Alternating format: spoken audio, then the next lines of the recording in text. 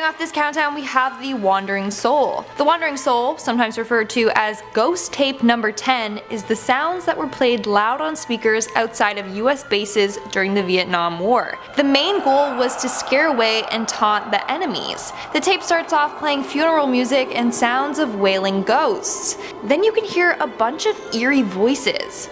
When translated to English, the voices are saying things like, "Daddy, Daddy, come home with me, come home, Daddy," and the dad replies with, "But my body is gone, I am dead." Basically, it's a Vietnamese belief that if the dead aren't buried in their homeland, then their souls will wander around in pain and suffering. So this tape was supposed to be the voice of their dead comrades wandering around. Còn có hứa bánh hôm nay nữa. Tôi đã chết rồi mà con bây giờ.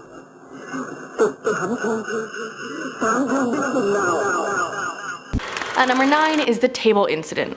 So Kimberly Rodney on YouTube heard odd knocking noises coming from a table in her bedroom. So she set up a table recorder to see if she could pick anything up. She heard 5 different voices on the EVP after analyzing it. She left the tape recorder alone in her room during these recordings. The first 4 recordings were more muffled and had to be turned up to be heard, but the 5th one was something she classified as a Class A recording. Listen out for "Back to Work with Me" and see if that's what you hear.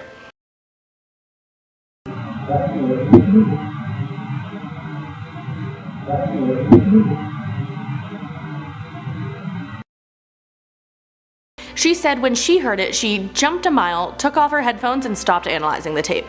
It caught her so off guard she stopped recording for things for a year and a half. And number 8 is a child. So this clip is from YouTube user Jojo31978.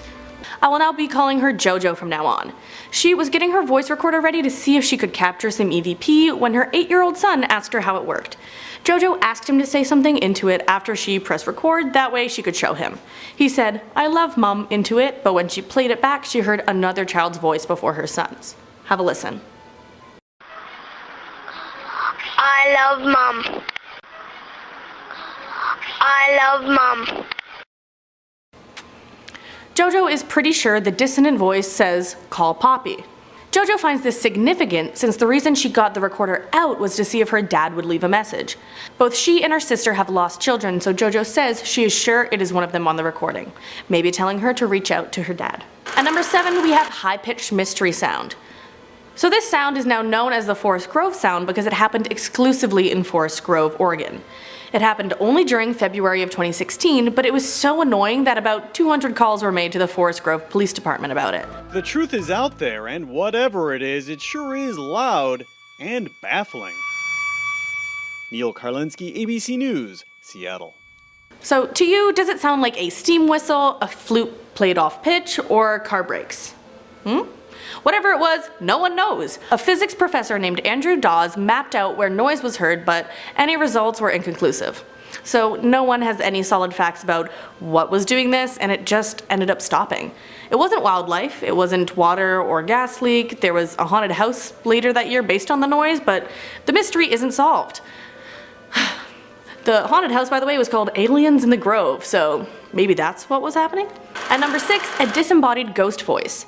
So this was posted in March of 2019. Ghost Hunt Weekend says they believe it's a man's voice saying either EVP or EV. It was recorded at the Thomas House Hotel from inside the Grand Seance Room. A woman asks, "Would you do that please? Would you tell me your name?" And then some raspy audio comes through. That's what Ghost Hunt Weekends thinks is a man voice saying EVP or EV. Now if it was saying EV, I'm guessing the voice may be looking for someone named Evie, a wife, mother, sister, or child perhaps. But if it's saying EVP, I bet it is some ghost whispering to another one to stay quiet so they don't get caught. You know, like, shh, it's EVP type thing. Have a listen for yourself. Do that, please. Would you tell me your name? Would you tell me your name? Would you tell me your name? At number 5 is Whispers by the Morgue. So the American Paranormal Research Association worked in partnership with the Los Angeles Paranormal Association. They were at Linda Vista Community Hospital. They collected an EVP in the basement hallway that led to the morgue. On the recording, one investigator asked, "How are you associated with the hospital?" And in response they heard this. "How are you associated with the hospital?"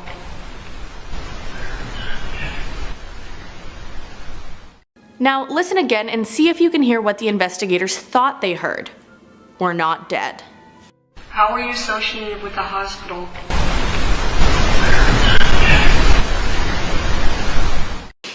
So if these are not ghosts of the dead, why are they hanging out at the morgue?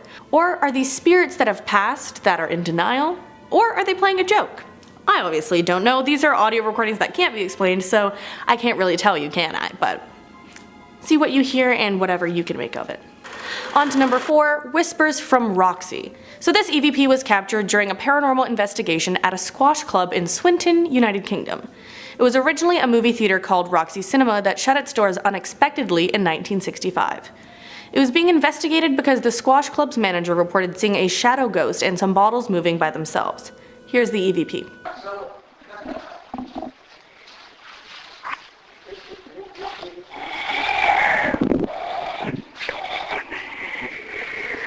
The investigative team said they heard, "I'm one down here," but others have suggested that the clip says, "I'm not done here." So listen again.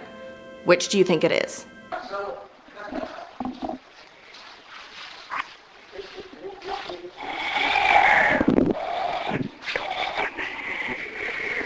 Number 3 is televised scream. So EVP are captured by paranormal investigative teams, and that includes the Ghost Adventures crew. During season 17, episode 4, Tintic Mining District, they shared this EVP that they caught. What name are you connected to?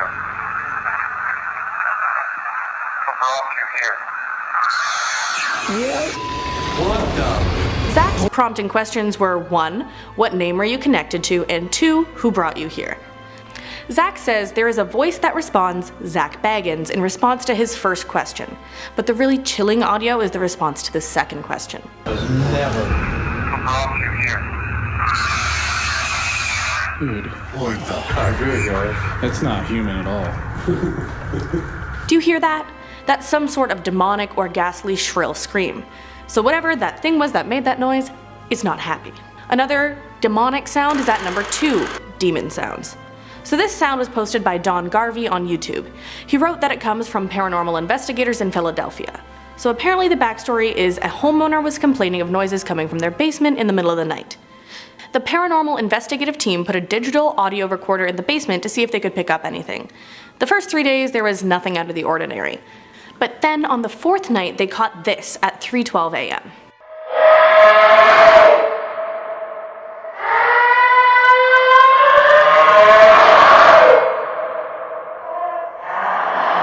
Garvey said in the original video that the audio was amplified 20 times, but nothing else was done to the audio. Garvey posted this back in November of 2007, just so you know. But let's go on to our last one. Number 1 is Ghost Fight. For this one, I invite you to have a listen and see what you can hear for yourself. Listen out for clock ticking, sounds of fighting, screaming, a man's voice, a voice saying hello baby, and more screaming.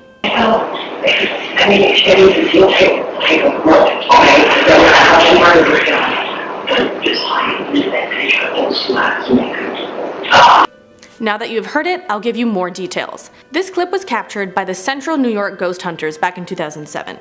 They did an overnight investigation at an old hotel. The hotel apparently had a history of nefarious activity, which may be why the EVP is the way it is. Everyone on hotel staff and the ghost hunters present the night of the recording were female, but listen out for the distinctly male-sounding voice in the recording. They recorded it in a stairwell below an empty floor where they had been hearing sounds, so maybe those sounds they had been hearing were just the sounds of the ghosts, and they caught it more amplified on the EVP. Kicking off the list at number 10, Secret App. At one point or another, we all got the Secret Vault app on our phones. You know, the one that's designed to look like another app, like a calculator or something like that. It's in case anybody goes through your phone. You can hide your memes or MSN passwords or nudies, whatever you want, all in this app. It just says Vault on it too. You're like, okay, well, this is obviously the one. But how secure is that app to begin with? Who's making that? Who's on the other end? Back in June in Australia, hundreds of criminals were arrested after a 3-year operation was complete. The FBI had been trying to crack this case for a while now, obviously 3 years. These cell phones that come from the black market basically have this calculator app that is secretly a platform for criminals to message each other safely. You up? heist, question mark, rose emoji. Shipments, trafficking weapons, contracts, just horrible stuff with horrible people, but the FBI was able to intercept over 20 million messages in over 45 different languages. That's a lot. Operation Trojan Shield. Yeah, you might want to go delete those old pics in that free Vault app you got 10 years ago. Yeah, you never know. Go take a look. You might still have it. Right next to Jellycar. Delete both. Moving on to number 9, we have the Night Stalker. The Night Stalker was a serial killer who murdered at least 10 people in Southern California from 1979 to 1986. He also assaulted around 50 women in Northern California. The identity of this criminal is now known, but back in the day, police didn't know who he was. As a result, he was named one of the worst and most prolific unapprehended serial offenders in history. So during his reign of terror, the Night Stalker would leave disturbing messages on his victims' answering machines. One recording in particular will send shivers down your spine. The recording starts off with sounds of heavy breathing. Then in a creepy whisper, the Night Stalker says, "I'm going to kill you," over and over again.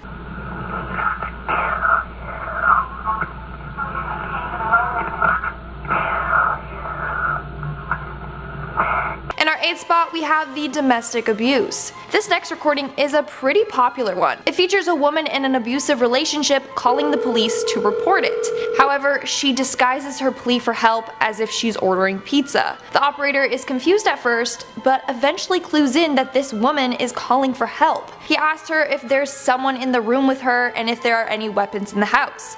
The call ends with the operator asking her if she can stay on the line. She says no, see you soon, then hangs up. This recording is very scary, just knowing the situation that the woman was in, and you can hear the panic in her voice as she tries to remain calm. This recording was actually used in a Super Bowl commercial as a PSA for domestic abuse. Order a pizza for delivery. Ma'am, you've reached 911. This is an emergency line. Large with half pepperoni, half mushroom. You know you've called 911. This is an emergency Do you line. know how long it'll be? Okay, ma'am, is everything okay over there? Do you have an emergency or not? Yes. Coming in at number 7, we have Jonestown. On November 8th, 1978, 900 people died in a mass murder-suicide at the order of cult leader Jim Jones. Jim Jones was a reverend and leader of an American cult in the Guyanese jungle. On that day, he convinced his loyal followers to kill themselves and their children by drinking cyanide-laced punch. It's said that some drank it willingly, while others had it forced upon them. Now, there is a 44-minute long conversation of these events. You hear Jones giving a big speech and people applauding him. He says things like, "We are not committing suicide, it's a revolutionary act." You can hear babies and children screaming and crying as he instructs the parents on how to commit the act. You can hear others saying no and a woman saying that she's not ready to die. Then, when everyone has passed away, all you hear is silence as the background music still eerily plays. All we're doing is laying down our life. We're not letting them take our life. We're laying down our life. We're taking their lives. We just want peace. Making our way down the list, number 6, we have The Exorcism. The Exorcism of Annelise Michelle is a pretty famous one. Annelise was a German Catholic woman who was said to have been possessed by 5 different demons. That's right, not just 1, 5.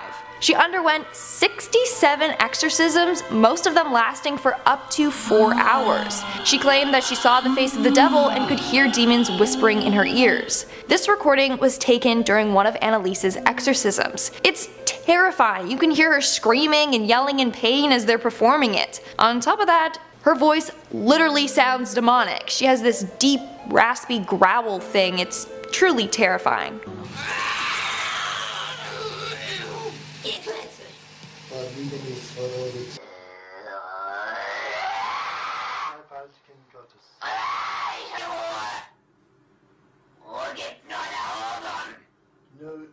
We're now at our 5th and halfway mark with the massacre. On February 14th, 2018, a gunman entered Marjory Stoneman Douglas High School in Parkland, Florida and killed 17 individuals and harmed 17 others. The 911 calls from students and even parents of the students were then released. Most of the kids texted their parents, and then their parents were the ones making the calls to the police. You can hear how panicked they are for their child's safety. What stuck with me the most is one mom telling her kid that she loves them repeatedly and to play dead if the shooter comes into the room.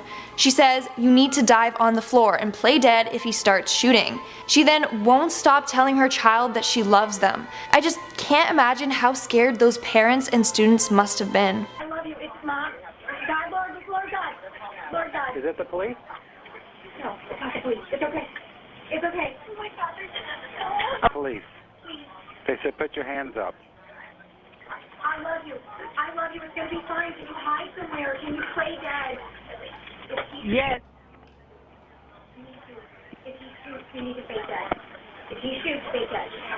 Moving on to number 4, we have the emergency. There's nothing scarier than witnessing something tragic at such a young age. That would be carried with you throughout your entire life. Well, sadly, an 8-year-old girl witnessed both her mom and dad get shot. Her 911 call to the police was then recorded and uploaded online. In the call, she says that her mom is still breathing, but her dad is not. She then says her dad is dead. You can hear the panic in her voice. She tries calling for her mom multiple times to get her home address for the operator. She begs them to come fast, saying that her mom's almost dead. That is absolutely terrifying, and no one should ever have to witness that, especially not a kid. 911, what's the problem? My mommy's in the basement, and I need emergency, and I need, hello? Where at? Let me speak to your mom. No, she's almost dead. Mommy! Where are we at? Tell me, I got the police on the phone. Tell me! In our third spot, we have the car accident. This is one recording that I honestly wish I could erase completely from my memory. So it's a recorded 911 call by a man who's driving a car in which his accelerator is stuck. In the car was his 3 other family members. He is telling the 911 operator his location and that he can't use his brakes. He then approaches the intersection, and that's when they get into a fatal car crash. The last couple of seconds of this call are so sad. You can hear him say, "Hold on guys, pray, pray, pray." And then his wife screams and you can hear the car smash against something. That was the last moments of their lives. Intersection. We're approaching the intersection. Okay. We're approaching the intersection. Hold on. Pray, pray. Okay. Oh, shoot. Oh. Okay. Hello?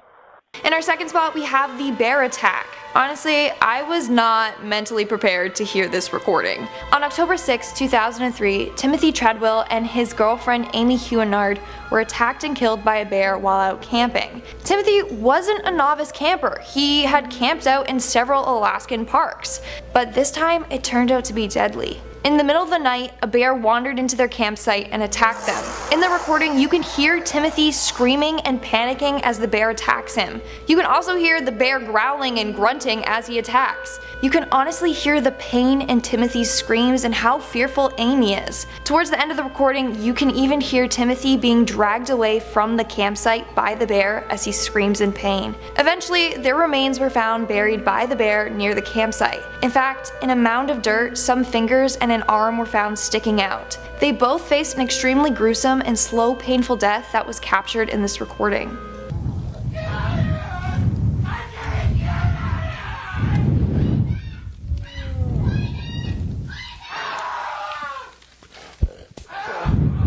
So first at number 10 is the drowning. This clip was recorded by Brendan Cook and Barbara McBeath from the Ghost Investigator Society. It was recorded in an empty room in an abandoned mental hospital in Ogden, Utah. The recording I'm showing is something Cook said is the oddest recording that the pair has ever recorded. So it sounds like a child is saying, "I can't breathe," over and over. Then there are voices in and out, then water thrashing. That continues for a while until there is a thud, and then silence. The pair of investigators claim that there were no children present and that there has been no running water in the facility for almost 20 years. The only water in the building is in the building's basement where there is an old well. Listen for yourself.